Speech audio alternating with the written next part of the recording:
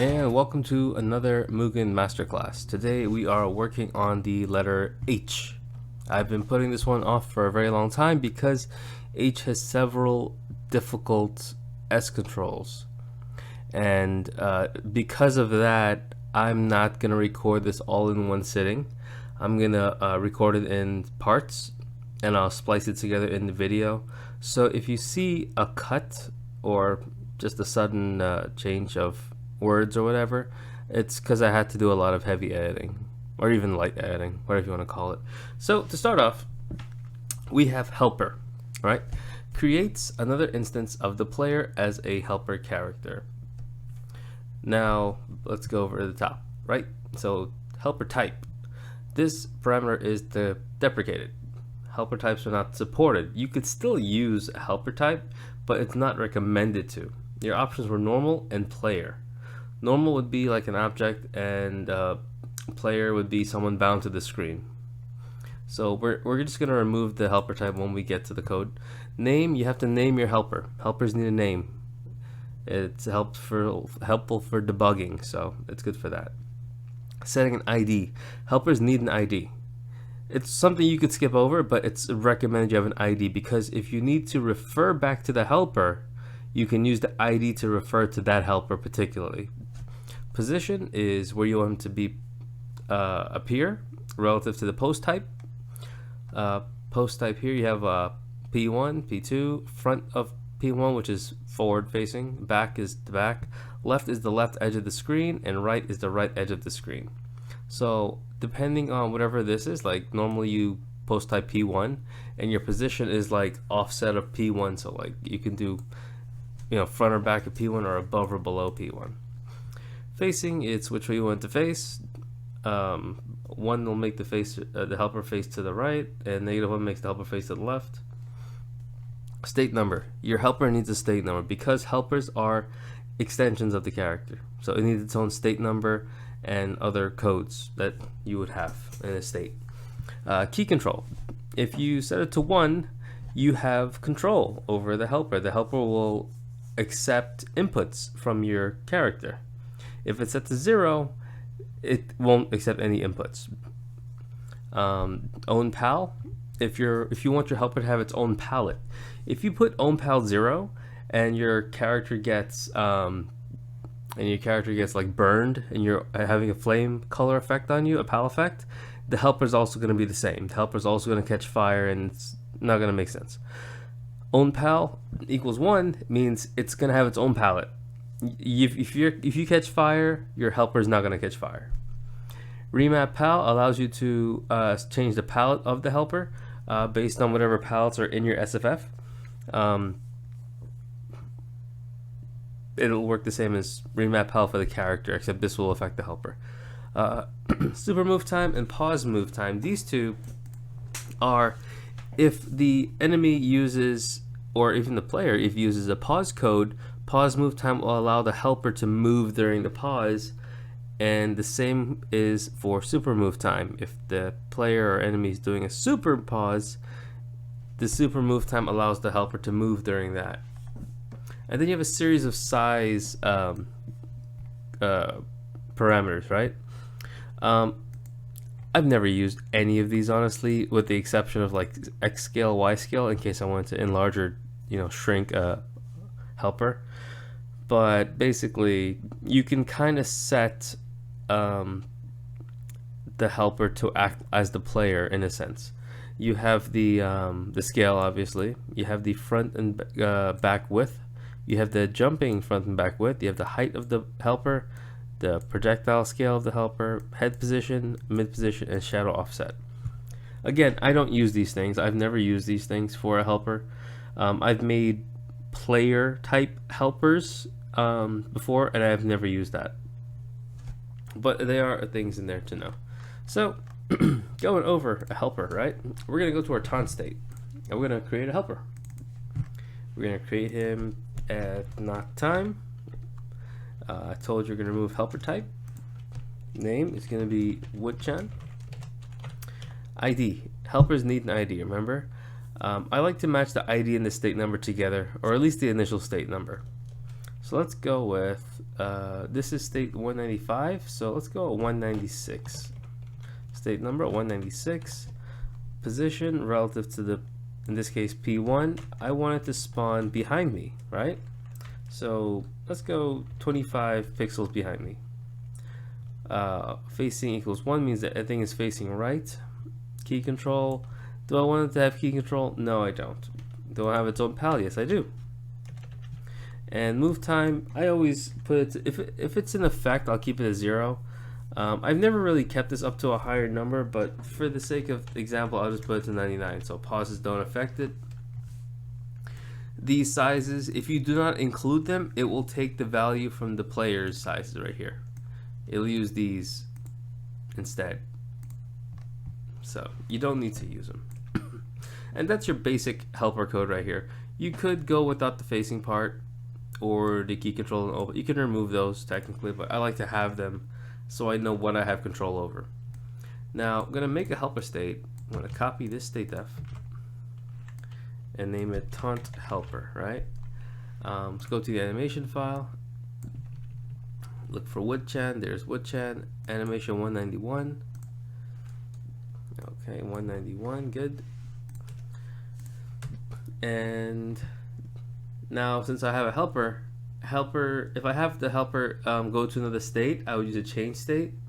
If I wanted to just destroy itself, I would put a destroy self. So let's make the helper appear and then destroy itself after 100 ticks. Alright, so now the question is, what is a helper? My best description is, a helper is an object. Round 1. Fight. It's an object the player creates to do whatever the player wants it to do. Compared to an exploit, exploits cannot hurt you. Exploits are simply visual effects. Helpers, they can hurt you. They could change state, they could put you in a custom state, they act as the player basically, extensions of the player's body. So now when I taunt, I have the helper appear behind me. But I messed up somewhere because I did not change the state number. So it made a clone. If the state doesn't exist, it makes a clone. Fight. So now, whoop, there's Woodchan. 25 to the left of me. So now let's raise it up so it's flying in the air. There, and I think 100 is too short. Let's put it 500. Fight. So now there's Woodchan, right? Just as I asked for. So it's just a helper. It doesn't do anything. Let's say I want it to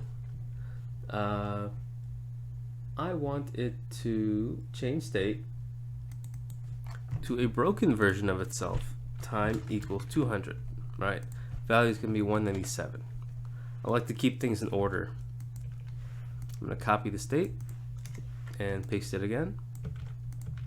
Change the number this time, haha, and change the animation to 192. All right, so 192. Everything else will stay the same, or I could change it. Since this is the breaking point of it, I'm just gonna have it move forward 0.5 and negative 0.5. So it's gonna move diagonal upwards slowly. Now I'll use a destroy stuff here.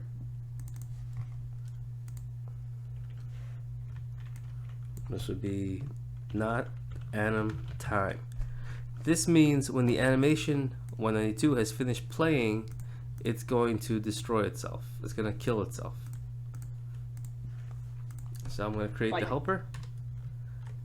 It's going to stay there for a while. It's going to change states and then kill itself. If you notice, it kind of moved in an awkward way. It's because my physics is set to S. So now I'm setting it to N. It's going to move more angled. See? So, what can I do with a helper, really? Anything I want. I can have gravity affected. Fight. I can give it a VelSet, obviously. I could even give it a HitDef, which I'm going to copy from state 200. And I'll change my change state to move hit equals 1. So now when my Fight. helper hits P2, it's going to be hurt. Oh, well, it's also important to have your move type to A for attack. Otherwise, your hit defs are ignored. Also, I did not know the stage zooms out like this. So now if I... So now my helper is a deadly object. A piece of wood.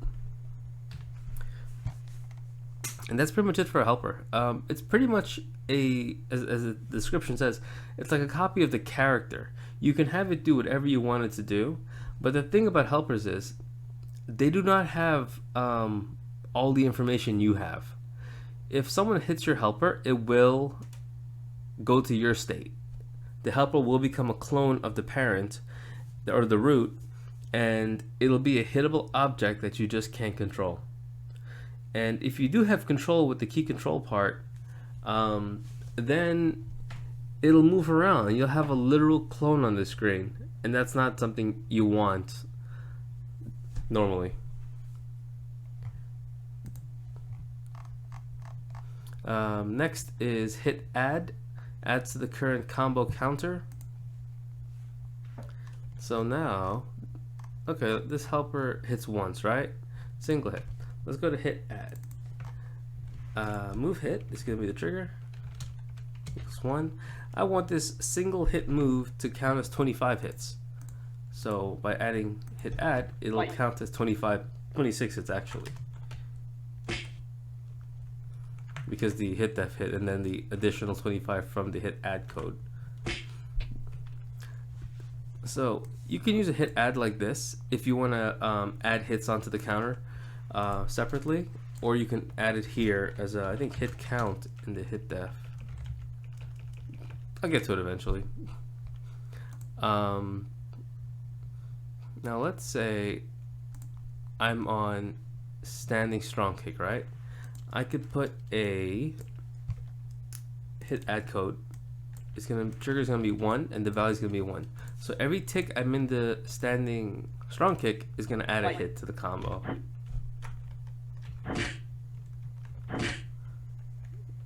See, every tick.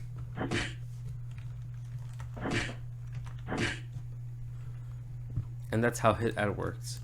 When you would use it when you're doing a custom state and you're faking hits. You use the HitAdd to make it look like you're hitting something by adding to the counter. You know what sucks is when you record something and turns out you weren't recording your audio and you have to re-record something. And this is a long topic and I hate this. So I have to break into more sections. Next we're working on HitBy. Temporarily specifies the types of hits that are allowed to hit the player. If you all recall, in the not HitBy, I struggled for a while trying to figure out how to get it to work and kind of gave up at the end. However, I do know that HitBy actually works in a really good, simple way. I'm just gonna copy this HitDef here. So here's what's gonna happen. The light punch is going to be a hyper attack, a standing hyper attack particularly. The strong punch is going to be a standing special projectile. The light kick is a normal attack. So I have a hyper attack, a projectile, and a normal attack, right? My strong kick is going to be the not HitBy. I mean the HitBy, sorry. So putting a HitBy. These are all the possible attributes. Stand, crouch, air. Normal attack, special attack, hyper attack, normal projectile, special projectile, hyper projectile, normal throw, special throw, hyper throw, right? You can use all of these, but using all of it kind of serves no purpose because you're going to be able to hit by everything. It does it naturally. So I'm going to specify it only to be hit by a standing, crouch, or air hyper attack. If I did this, it does not work because you need both attributes for it to work. So I'll put standing hyper attack, right? Actually, standing and crouch hyper attack.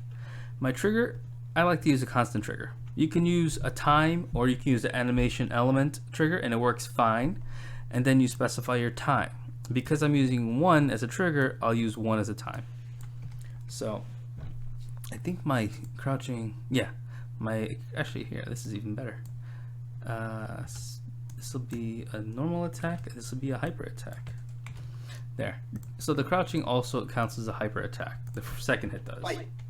So if once I do a hit by code and I attack, it didn't work. Hit by I guess it does need SCA. Oh, you know why? Because I am in the wrong state. So standing light. There. So now when I do my attack, my hitboxes turn light blue, meaning I'm affected by a not hit by or a hit by code. Now, I only want him to be hit by hyper, standing or crouching hyper attacks, right? So if I do a projectile, it doesn't hit him. If I do a normal attack, it doesn't hit him. If I do a standing hyper attack, distance, distance, distance, it hits him. Now crouching, right? So the first hit is normal, the second hit is hyper. Not sure if I could time this correctly at all. Maybe not. Yeah, so right there. That's a normal attack. It's not working. Let's see if I can do this at all. It's a hard one to pull off. Right there. Perfect. Surprised I did that. So the normal, oh my god, hard to do, but you saw it happen once. There, normal attack's missing, hyper attack's going right through to hit him. And that's pretty much how a hit by works. You specify standing, crouch, or air, or all three, and then you specify what can hit you from all the attributes. And then your triggers are also important, so use that accordingly. HitDef I'm saving to the very end, so we'll skip past it. Next we have 4 controllers that we rarely ever use. Like, I've never used these before because I don't need to. Most people don't need to. HitFallDamage. When the player has been hit and is in a falling state, apply damage from the fall. This code, there's a line in the HitDef for it. So you don't need this because your HitDef can do it. HitFallSet. When the player has been hit, sets the player's fall variables. This is also controllable in the HitDef. Yeah, look, see HitDef for a description of these parameters. HitFallVel. If the player has been hit and is in the falling state, set the player's velocities to the fall velocities in the HitDef. And HitVelSet. This control is deprecated. When the player has been hit, it sets the desired components of the player's velocity to the appropriate get hit velocities. Basically, all of these 4 controllers, the oopsies, where am I? The HitFallDamage, HitFallSet, HitFallVel, and the HitVelSet, they're used in the common one for reaction purposes of when someone gets hit and how to react. And in this case, HitVelSet is still used in the common one as a redirector. It pulls the information from the HitDef and plays it back in the state. These codes are not normally used outside of the common one. They're probably just made in the first place to be used for the sake of coding the common one and reference reasons, but they're not used, so don't even worry about using them. All these things are in the HitDef. HitOverride, right? So HitOverride lets you override a hit. When you hit someone normally, they will go to their hurt states. With a HitOverride, they're not going to go to the hurt states. They're going to go to whatever state you want them to go to. So now in my stance, I'm going to put a HitOverride code. Right, my trigger is going to be 1, but I can use anything I want. Like I use a time or an animation element or a variable or whatever I want. And then you have a time for how long that hit override is active. Then you have to specify what's going to trigger your hit override. I want a standing crouch or air. What's this strong punch? It's a standing special projectile. So I want only special projectiles to make me hit override me. I'm allowed 7 slots. It says total you can have 8 slots right here. Up to 8 hit overrides can be active at one time. The slot specifies the thing, so 0 is also a slot. So you can have 8 hit overrides, and the slot determines which override you're using. Slot 1, slot 2, slot 3. It just helps you organize it better. State number is what state I'm going to. I'm going to go to Kung Fu Upper if I'm hit. And then force air, what does force air do? If set to 1, players get hit variables will be set as if he was in an aerial state. Useful if you want to force the player to fall down from any hit. I don't see any particular reason to use it. I'll leave it 0. So if I'm hit during my taunt with a special attack, a projectile actually, I'm going to counter attack with a Kung Fu Upper. So there's my taunt, punch, nope, just regular behavior from these hyper attack, normal attacks. But if I did a projectile, he reacted with the Kung Fu Upper. Now you may have noticed he did the upper without having a super gauge. So this is where you have to learn to limit things. You could use a 1 and, or if you just wanted to look better, you can use time greater than or equal to 0. Same thing as 1. And power greater or equal to 1000. So now I limited him. I can hit him with the projectile attack all I want, but it won't do anything until he has a super gauge. Oh, let me start it over because I didn't do the taunts. Yeah, so I could hit him all I want. The hit override's not going to work because I don't have a super gauge. Once I have a super gauge, instant karma. Hit overrides are best used in helpers, but you can also use them as counter attacks. Here's an example from Envy where I have one of the helpers come out and she's gonna kick him. Fight.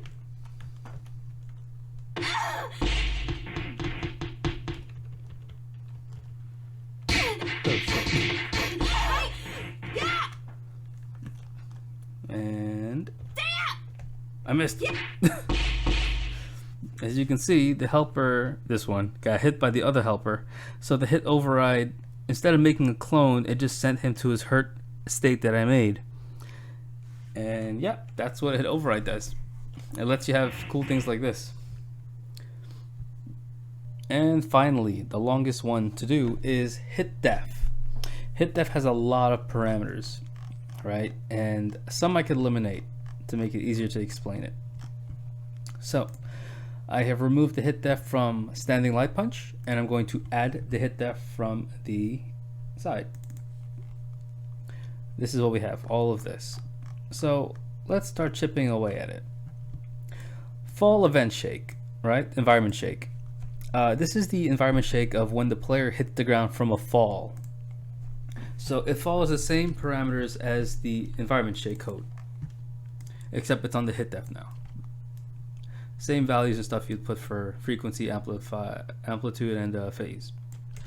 Then you have environment shake. This is the shake that happens when you hit them and make contact. Fall environment shake is when they hit the ground. Environment shake is what happens when you hit contact with the enemy for the attack. PAL effects, you can follow the PAL effects S control for that one.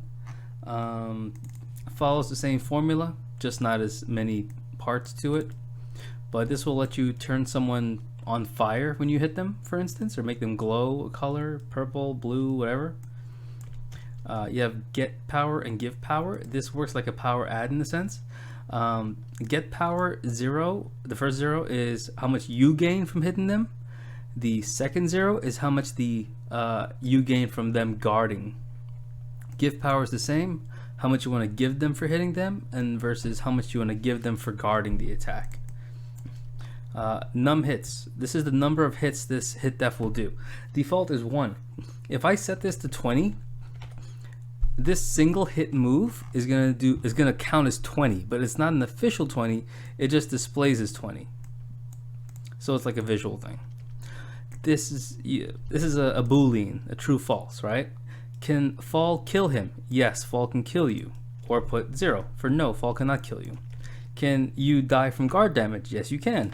No, you cannot. Can you die from this HitDef? Yes, you can. This is default. No, you cannot. Will this move hit once? Hit once works with the triggers. If you have multiple triggers and you have a hit once code, whichever trigger works is going to count as the hit and the others will fall off per se. That's how it's supposed to work. I've known that it doesn't work sometimes, but that's what it's supposed to do. ID, chain ID, and no chain ID. These are used for coding like combos, auto combo type things. So you assign an ID 5, right? And then in another HitDef, you have ID 5. If they match up, you can chain into this HitDef. If you have no chain ID, you cannot chain into this HitDef. You can never use both at the same time, and you can use whatever variable value of ID you want to give it.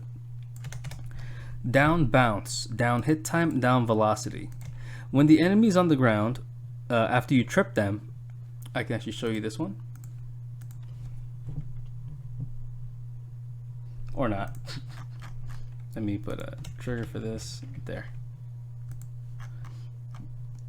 It might still crash because of the codes. Okay. So when you trip somebody and then you hit them, this is your down values, right? So the down velocity would move him back or forth or up and down. The down hit time is how long he'll stay injured on the ground, and down bounce will make him bounce into the air if you want him to.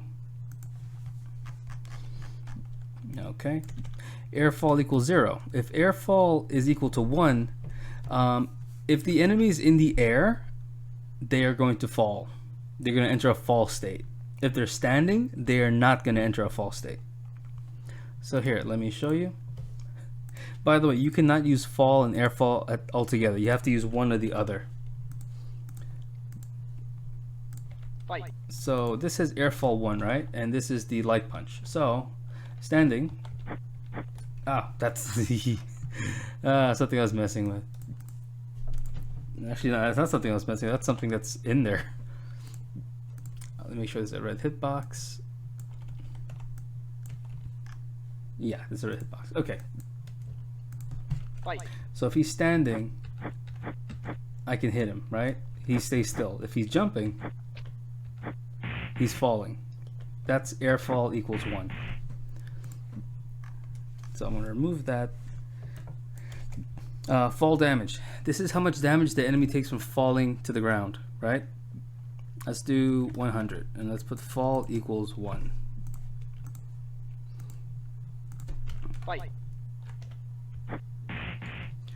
As you can see, he takes no damage because I didn't put a damage value, and when he hits the ground from the fall, that's when the damage comes in.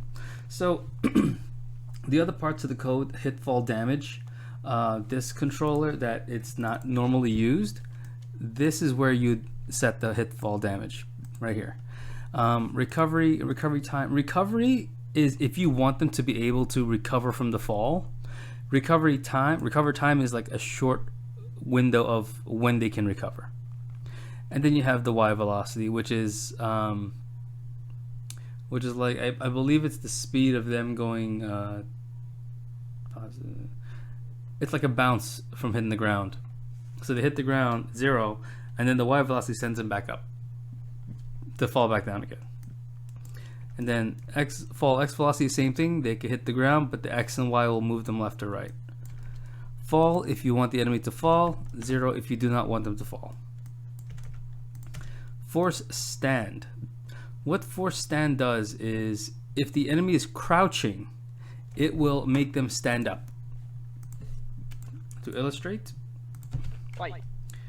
standing, you don't see a difference. If I'm crouching, well, I gotta make a bigger hitbox. And let's add some time to that. There. Now it should look better. Fight. So this is normal hit. And now he's crouching. It forces him to stand up compared to getting hit by hitting the face and hit, his crouching hurt animations. So that's how force stand works. I'm forcing him to stand up. You use P1 state number for sending the player into another state if he hits. So like for instance, I want to send him into 440, right? Which is the sweep attack. So if I hit with the light punch, I'm switching to the sweep attack right away, because that's what my P1 state number does. Alternatively, if you want to have them move from one state to another, you can use a change state with a trigger like move hit equal 1, the value. And the perk of using it this way is you can use ignore hit pause like this separately. So that's what P1 state number does. P2 state number will put them in a custom state.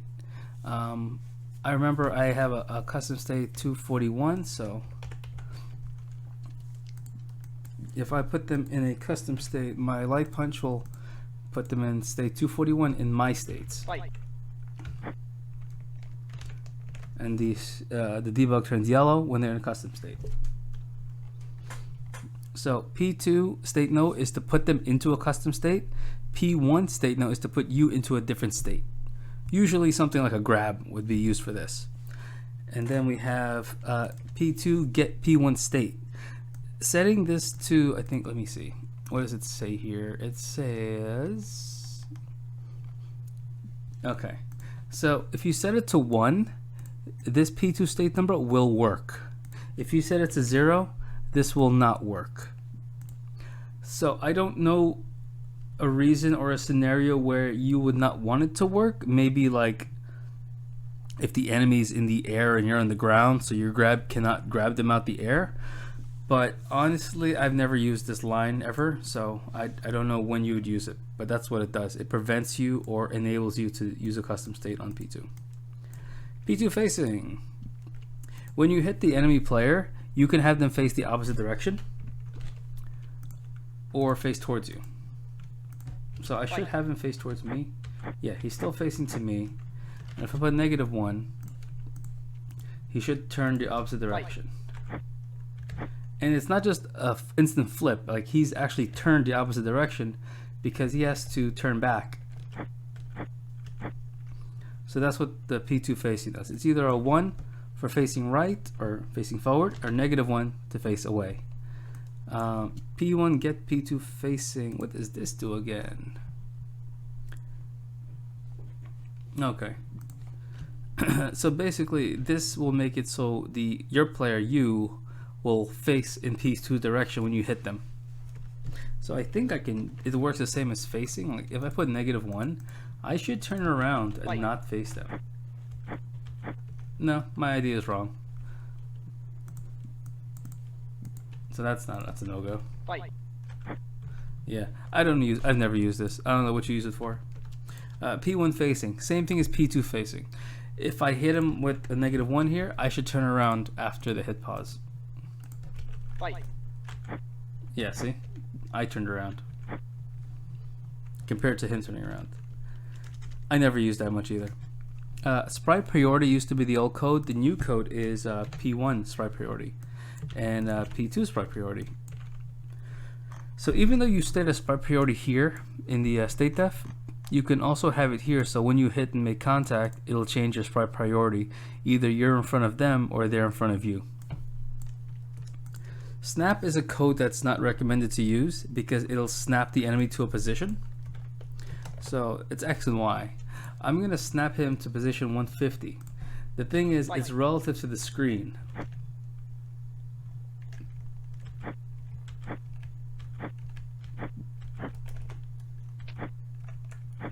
So it's a really weird way it works. It's supposed to be used for like throws and stuff, but it's just a funky way of working that I wouldn't know how to properly demonstrate using it. You can also snap them to the air, which is weird. Min distance, max distance. A very funny thing. While going through the thing, it says, see below, it says these let you control the minimum and maximum distance of P2 relative to P1 after P2 has been hit. These parameters are not commonly used. I've never once used them. I have no idea what they really do at all. So let's see. I'm gonna put 100, right? And the minimum is 25. I don't know how this is gonna affect me at all. Fight.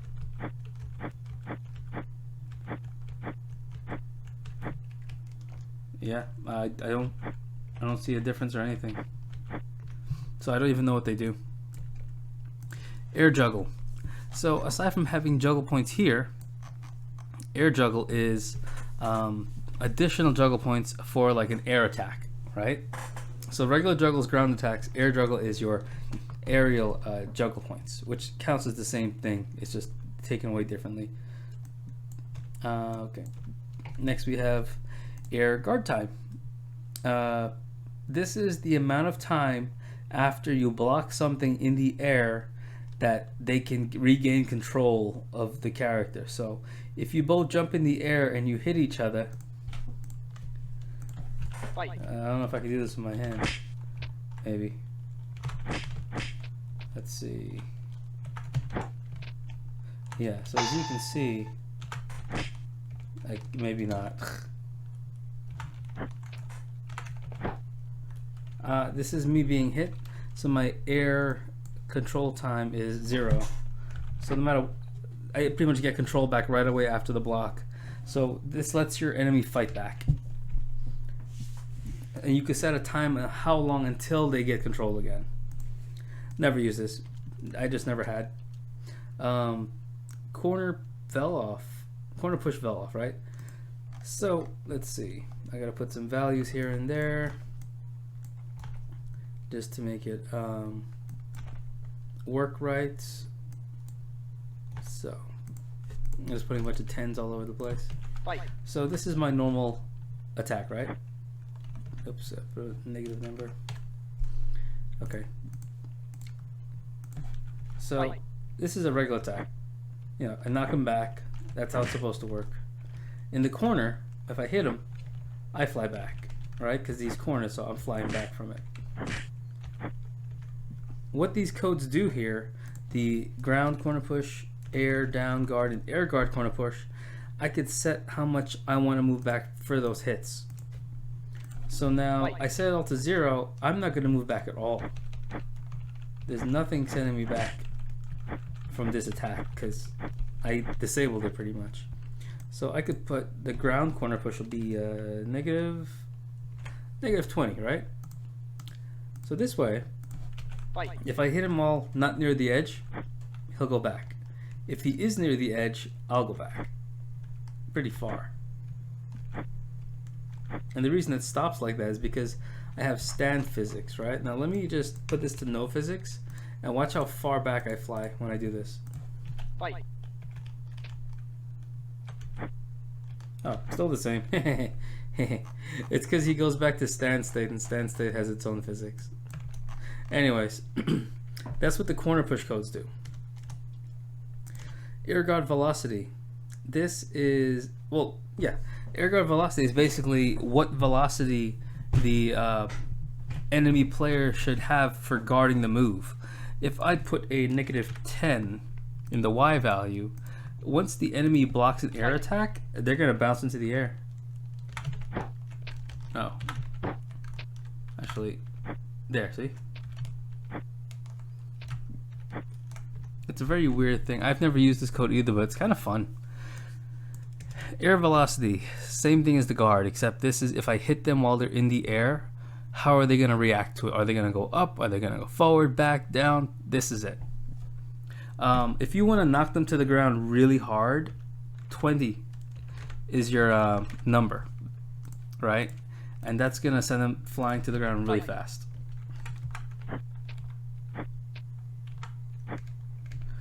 but you notice that they kind of like go and hit the land state.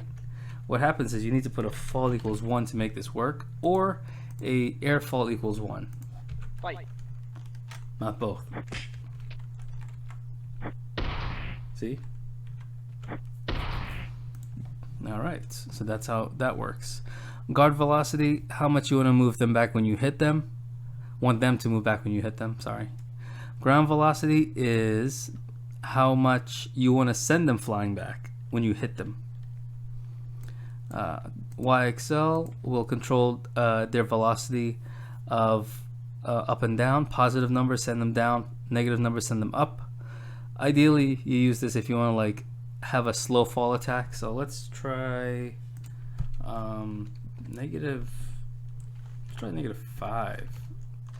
-0.5. I put that in the wrong place. Fight. Yeah, see? I could send them up in the air with it. And that's a 0.5, like that's nothing. Next is guard distance. This basically, in pixels, measures how far from the character the enemy has to be before they can start guarding the attack. 320 is really huge. I think that's just the whole screen. Let's see. Yeah, see, that's the whole screen pretty much. I'm out of range. Once I'm in range, I can pretty much block from over here for an attack I'm not near. So that's what guard distance does.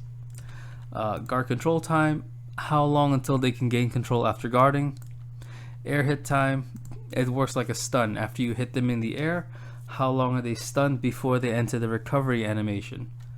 20 ticks. Guard hit time, same thing. Let's put this to 100. So now if I block the light punch, I'm just going to stay stuck guarding for a while. I'm not even holding the key down for that. That's just guarding. He's stuck there because my guard hit time is 100. Ground hit time. After your hit pause from the initial contact, the ground hit time is used to keep them in a hurt state for a long time. Ideally 10 is a good number. 15, 20, 25. I've never used 50 or anything above that. 35 is the most I ever use for anything. Ground slide time and guard slide time. After you make contact and you hit the enemy, they're going to move backwards with a velocity, which is the ground velocity. The slide time kind of tells you how long they're going to slide back before like the physics stop them, I imagine. I've never gotten this right. I've never really changed it. I've always left it as 10. And I've worked around it with higher velocities. Air hit type. So the air hit type is used for enemies that are grounded, I believe. And because in the air you only get hit one way. You know, you get hit, you fall. But when you're standing, you can get hit high or low. If you get hit high, you're hit in the face. If you get hit low, you're hit in the stomach. And if you get hit with trip, then you're gonna fall backwards onto your back, right? So what air type does is it allows you to control how P2 reacts from an air attack. So if I jump in the air and I hit you with a light punch, I can have it set to high and your head goes back, or I can have it set to low and your head goes down if I have like an overhead attack. That's what you use this for. And same on ground. There's also non, which I've never used, and I don't know what it does, honestly. We're at the final stretch of this now. So you have your guard sounds, right? S will play from your character's sound file. F is gonna play from the I think it's called the common.snd file, or it's one of the sound files in the data folder that has your default fighting sounds that you can play. You'll have to like refer to that, but I always put sound in my character, so I use S most of the time. So this is the noise when I guard, this is the noise when I hit. Then you have the hit sparks, right? If I use a number like 2, I'm using it from the fight effects file located in the data folder. And this is animation 2, by the way. Fight. That one right there. That's animation 2. And the spark number, same thing. I can use a number like this for it. I don't know what it is off the top of my head, but if I want to use my own hit spark, I put an S, and I have the sprites of my character to do it. Spark XY is the location of it, right? So let's go up 75, and let's go, I think it's a -10. So this Spark XY is relative to player 2's point of view, not yours. Fight. Whereas -10 sends it backwards, -10 sends it forward, because negative is backwards for P2. So you see where the hit spark is now? Right on top of him. Like right where it should be. And the trick that I have for like alignment, like if you zoom out to like pixel perfectness, where it's like 1 pixel per 1 pixel, if on the bottom left there's a position tab here. Not a tab, but like a little section. Wherever your cursor is that position. So if I want to know where to put the hit spark, I would move my mouse to the hittable part of the body and then look at the position. Right now it says 44 -75. I'm not going to use the 44, but I'll use the -75, and it, as you can see, it hits perfectly. That's that. Guard pause time. Same thing. If they guard to move, how long are they going to be paused there like that? Yeah, pause time, which is like the impact of the hit. Damage. This is damage you deal versus this is damage they get from blocking the attack. Priority. The priority. So there's seven levels of priority, right? The higher number wins when it comes to collision. And if I look correctly, there are also like priority types. Hit versus hit, both players are hit. Hit versus miss, player 1 hits, P2 misses. I've never used dodge, miss, or hit. I've always just left it the same. Maybe I'll change the number to like a 5, 6, 7 depending on the move, but I've never really changed this at all. Fall anim type. So this is an interesting one.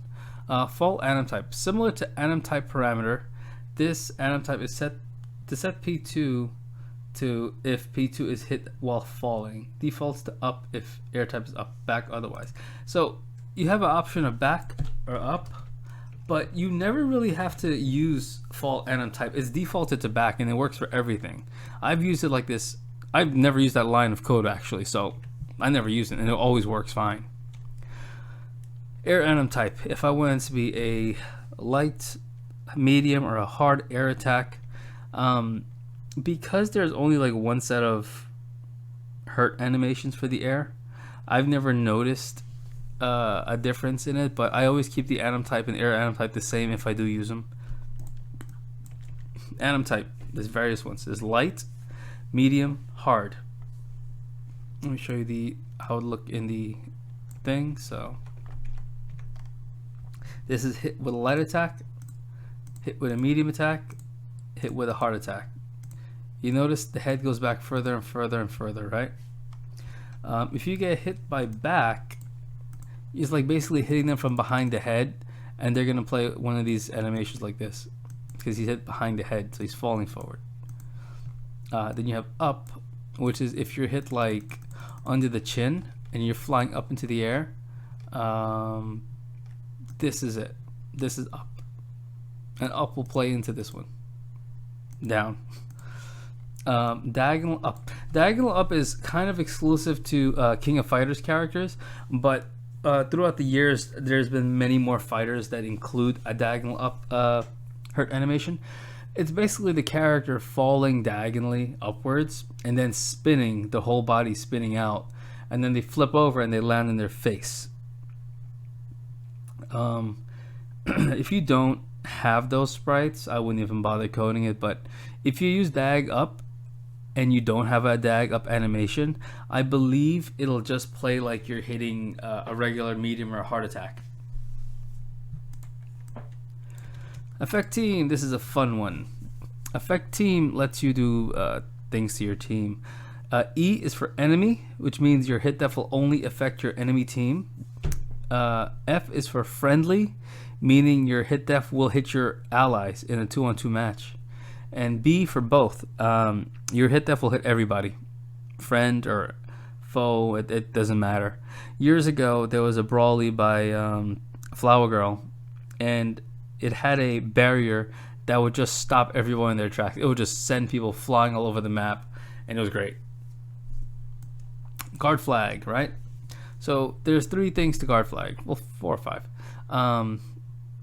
HLMA, right? H is for high attacks, L is for low attacks, M is for middle, which is both L and H, and then air attacks, right? So when can I guard this attack? You can guard this attack if you are standing, crouching, or in the air blocking. If I want them to be able to guard only when they are crouching, like an overhead, I will put L. So they can only block it if it's an overhead, and they can only block it, if they're crouching. If I put an H, if they're crouching, they cannot block this attack, but if they're standing, they can. And you can put an A in case they want to block in the air. So now this also goes for HitDef, right? You have the high, low, air, F and D. So F is if the enemy's falling, I can hit them with this HitDef still, for like a air combo type of thing. D is if I want to hit the enemy while they're down on the ground. So after he's been knocked down, I can low kick and hit him for an additional hit. Plus, the plus, I believe you can, let's see. Okay. So with the plus, if I put a plus at the end here, I can hit them if they're already hit with this HitDef. If I put a minus, if they are not my target, I cannot. This HitDef will not hit them because I didn't touch them yet. So this HitDef will not work. So you can use the plus and minus if you want to have special kind of chaining for certain moves, or if you have like a grab, but you don't want them to grab them while they're falling, you put a minus.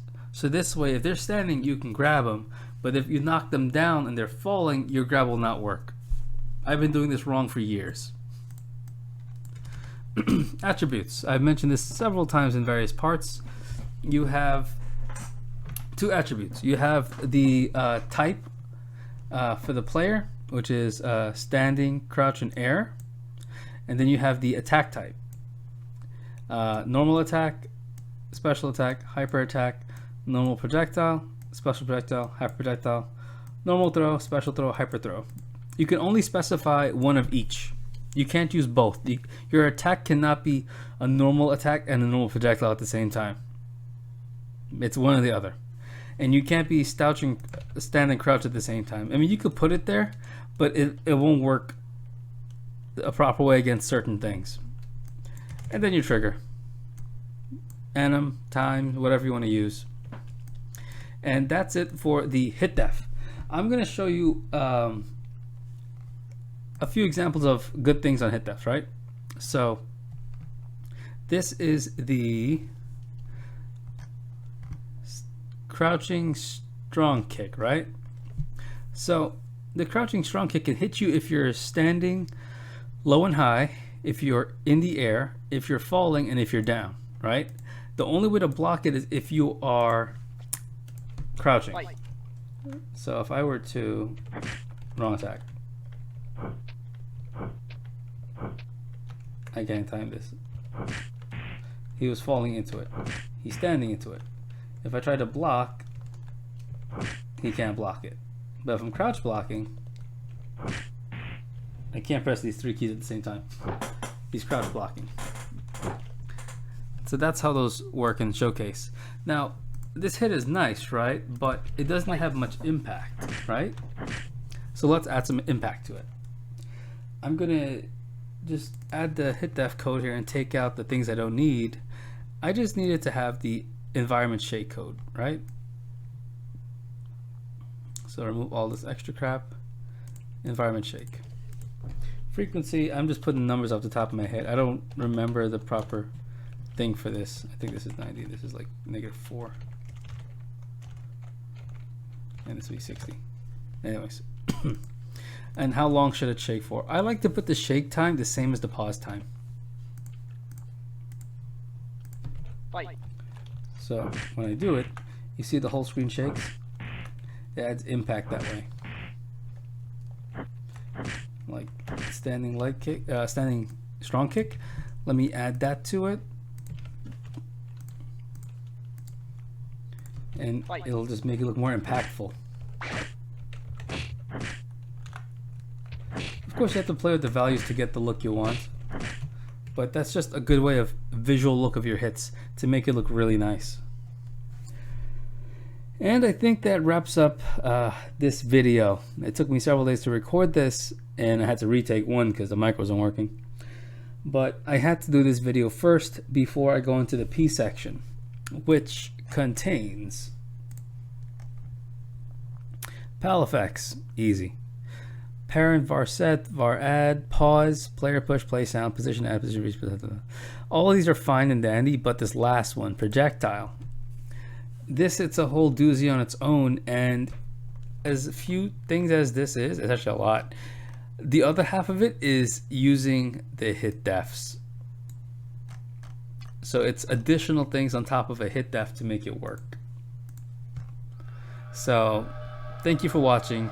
Subscribe if you want to.